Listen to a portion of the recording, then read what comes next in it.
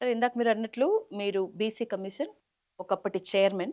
ఎంతో అవగాహన ఉంది. ఇప్పటికీ పోరాడుతున్నారు. ఈ బీసీ రాజ్య అధికారం గురించైనా, బీసీ సామాజిక న్యాయం గురించైనా. మీరు చెప్పండి 42% రిజర్వేషన్ కరెక్టేనా? అంటే సరిపోతుందా? ఆ ఫిగర్ అనేది మీ అభిప్రాయం వరకి కరెక్టా? దానికి ఏమి ప్రామాణికత లేదు. లేదు. దానికి హ్మ్. ప్రామాణికత లేదు. హ్మ్. కానీ ఏ పద్ధతిలో మీరు 42 చేశారయ్యా అంటే ఈ రోజు వరకు ముఖ్యమంత్రి కూడా చెప్పలేడు. హ్మ్. ఉప ముఖ్యమంత్రి చెప్పలేడు. హ్మ్. దానికి ప్రామాణికత లేనప్పుడు ఆ ఫిగర్‌కు మీరు ఎట్లా వచ్చారయ్యా అంటే దాని గురించి చెప్పలేనటువంటి వాతావరణంలో ఉన్నప్పుడు, సరే మేమేమనుకున్నామంటే ఉదారంగా ఆలోచించి, విశాలంగా ఆలోచించినప్పుడు గతంలో ఉన్న 34 కంటే కూడా 42 బెస్ట్ వస్తుంది గదా! కదా! అంతే. సింపుల్. వీళ్ళేదో నిలబెడతా అంటున్నారు కదా! చట్టబద్ధమైన కమిషన్ ఏసి మొత్తం అధ్యయనం చేస్తామన్నారు కదా! చేసిన తర్వాత లెక్కలు గనక కరెక్ట్ ఉంటే, సమగ్రంగా గనక లెక్కలు తీయగలిగితే, శాస్త్రీయంగా గనక వీళ్ళన్నీ బయట పెట్టగలిగితే, మనం ఇక్కడ కాకపోతే సుప్రీం కోర్టులోనే కొట్లాడొచ్చు. తమిళనాడుకు సాధ్యమైనటువంటిది తెలంగాణ ఎందుకు సాధ్యం కాదు? రైట్. ఎగ్జాక్ట్‌లీ. తప్పనిసరి అయితది కదా! హ్మ్. వాళ్ళు 9వ షెడ్యూల్‌లో పెట్టేసుకున్నప్పుడు తెలంగాణ ప్రభుత్వం ఎందుకు పెట్టలేదు? హ్మ్. నేను కావాలనే. మొదటి నుండి నేను అంటున్నది ఏందంటే యశోద గారు, పద్ధతులు పాటించలేదు. ఎన్ని సార్లు చెప్పినా నేను ఇదే చెప్తా. హ్మ్. చట్టబద్ధమైన కమిషన్ వేయలేదు. హ్మ్. చట్టబద్ధంగా సర్వే జరగలేదు. చట్టబద్ధమైన నివేదికలు లేవు. ప్రజాస్వామ్య పద్ధతుల్లో ప్రమాణాలు పాటించలేదు. నీవు కోర్టులలో ఎట్లా నిలబడుతుంది? హ్మ్. మనం ఎవరు ఎన్ని మాట్లాడినా, కోర్టు మీద బంద్ చేసినా, ప్రభుత్వం మీద బంద్ చేసినా, ఎవరి మీద బంద్ చేసినా, ఎక్కడ ధర్నాలు చేసినా, అల్టిమేట్‌గా అధికారంలో ఉన్నటువంటి వ్యవస్థ మాత్రమే ఏదైనా చేయగలుగుతది. ఆ అధికారంలో ఉన్నటువంటి వ్యవస్థ మనకు న్యాయం చేయడం లేదయ్యా, మోసం చేస్తుందయ్యా, ప్రభుత్వాన్ని నమ్మకండి, ప్రభుత్వాన్ని నిలదీద్దామని చెప్పి నేను అన్ని మీటింగ్‌లలో చెప్పిన. హ్మ్. ఈ మహానుభావులు పెట్టినటువంటి ప్రతి మీటింగ్‌కి పోయి నేను మాట్లాడొచ్చినాం. హ్మ్. డే 1 నుండి మీరు అన్ని రికార్డ్స్ తీసి చూడండి. అవును. మనకు మోసం జరుగుతుంది, మోసం జరుగుతుంది, అన్యాయం చేస్తున్నారు. 42 రాదు, ఉన్నాయి పోతాయి. ఇవాళ ఏమైంది? హ్మ్. ఇవాళ హైకోర్టులో జీవో 9ని కొట్టివేసి మీరు 50% లోపే పొమ్మని చెప్పారు. అధికంగా పెట్టుకుంటే జనరల్ సీట్లు ఇవ్వమన్నారు. యెస్. ఏమైపోయింది? ఎందుకు? ఇవాళ ఇంకా దుర్మార్గమైన పరిస్థితి ఏందంటే వీళ్ళు ఇట్లే మీనమేషాలు లెక్కబెడితే ఈ నివేదికలలో శాంటిటీ లేదు. ఆ! సర్వే చేసిందేమో ప్లానింగ్ డిపార్ట్‌మెంటు. హ్మ్.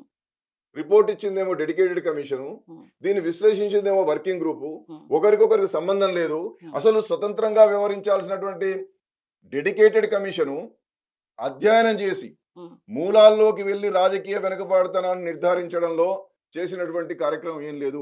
కాబట్టి మేము డెడికేటెడ్ కమిషన్ నివేదికను ఆమోదించము అని అని చెప్పి. చెప్పి రేపు కొట్టివేస్తే జరగబోయేది హ్మ్.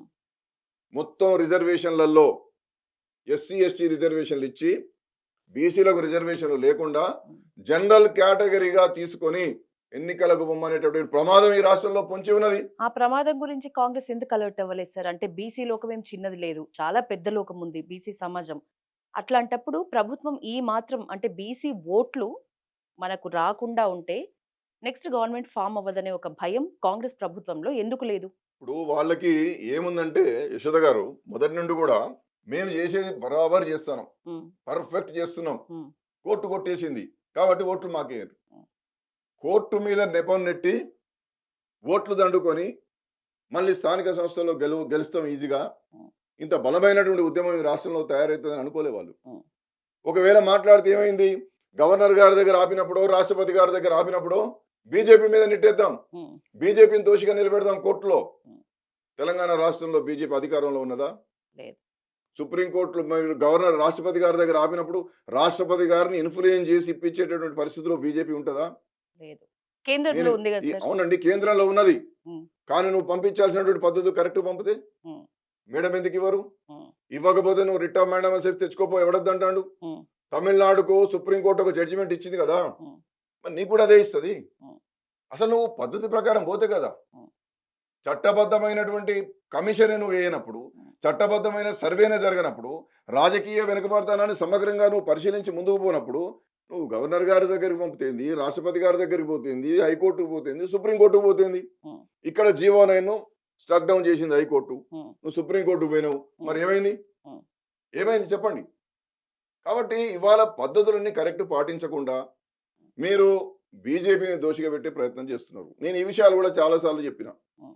గుజరాత్‌లో గూడా ఈ విధంగానే హైకోర్టు కొట్టివేసింది. మహారాష్ట్రలో కొట్టేసింది. హ్మ్. మధ్యప్రదేశ్‌లో కొట్టివేసింది. హ్మ్. కర్ణాటకలో ఇదే జరిగింది. మరక్కడ మరి బీజేపీ గవర్నమెంట్సే ఉన్నాయి గదా! అవును. బీజేపీ ప్రభుత్వాలున్న చోట హైకోర్టులు కొట్టివేస్తే, సుప్రీం కోర్ట్ ఇబ్బంది పెడుతుంటే, గవర్నర్ గారులు సంతకం పెట్టకపోతే, మరి బీజేపీ కేంద్రంలో ఉన్న ప్రభుత్వం, రాష్ట్రంలో ఉన్న ప్రభుత్వం ఎందుకు ఇన్ఫ్లుయెన్స్ చేయలేకపోతున్నది? ఉమ్, కాబట్టి మీరు మసిబూసి మారేడికాయ చేసి బీజేపీ మీద ఏదో బట్టగాల్సి మీదేయచ్చని మీరు అనుకుంటున్నారు. ఉమ్, వారు దోషిగా నిలబెట్టవచ్చని మీరు అనుకుంటున్నారు. కానీ మీరే దోషిగా నిలబడ్డారనేటువంటిది ఇవాళ తెలంగాణ ప్రాంతంలో ఏ గ్రామానికి పోయినా, ఏ రచ్చబండ మీద నిలబడ్డా, అరే రేవంత్ రెడ్డి ప్రభుత్వం డోకా చేసిందిరా బీసీలకు అని చెప్పి అనుకుంటున్నారు. బీసీలలో చైతన్యం వచ్చింది ఇవాళ. అంత అమాయకులు ఎవరు లేరండి. సోషల్ మీడియాలో చూడండి మీరు. ఇది మోసం, ఇది అన్యాయం. ప్రభుత్వమే మాకు మోసం చేసింది. కోర్టు మాకేం చేయలేదు. సాక్ష్యాధారాలను కనుక నువ్వు కరెక్ట్ ఇవ్వగలిగితే కోర్టు ఏం చేస్తుంది? హైకోర్టు కొట్టేసి సుప్రీంకోర్టు పోదాం అని అంటున్నాం కదా.